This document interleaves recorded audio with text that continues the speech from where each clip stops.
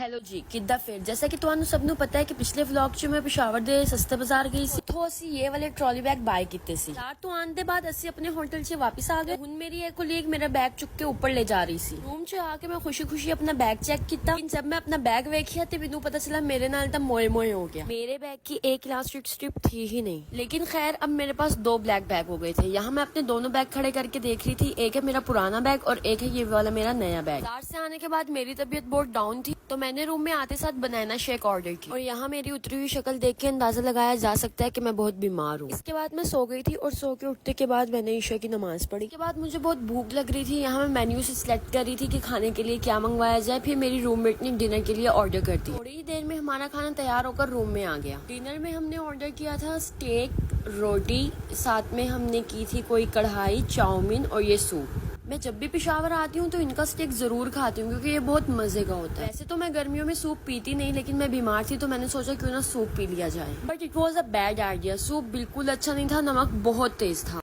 इसके बाद मैंने चाउमीन ट्राई किया एंड दैट वाज ओके और ये बचा हुआ चाउमीन पैक करा के मैं फ्लाइट पे ले गई थी। फिर मैंने थोड़ी सी रोटी खाई और ये भी ठीक बना हुआ था। आज मुझे जाना है फ्लाइट पे जो कि है पेशावर से जद्दा और जद्दा से बैक टू लाहौर। खाना खाने के बाद मैं फ्रेश हुई और फ्रेश होने के बाद मैंने दूध ऑर्डर कर लिया था क्योंकि शायद गर्म दूध पीने से मेरा गला सही हो जाता। चाय मेरी रूममेट ने अपने लिए ऑर्डर की। यहाँ मैं फ्लाइट पे जाने के लिए रेडी हो रही हूँ। आज मेकअप करने का दिल ही नहीं चाह रहा था, इसलिए पहले मैंने बाल बनाए, अपना जोड़ा बनाया, रेडी होकर यूनिफॉर्म पहन के नीचे चली गई क्योंकि गाड़ी में सब मेरा वेट कर रहे थे और मैं सबसे लेट थी। सर कमेंट सेक्शन में काफी लोग मुझसे पूछ रहे थे कि आप यूनिफॉर्म में अपनी वीडियोस क्यों नहीं अपलोड करते। एक्चुअली हमें अलाउ नहीं है, ये हमारी कंपनी पॉलिसी है कि हम यूनिफॉर्म में किसी भी प्लेटफॉर्म पे पिक्चर्स या वीडियोस अपलोड नहीं कर सकते due to safety and security reasons.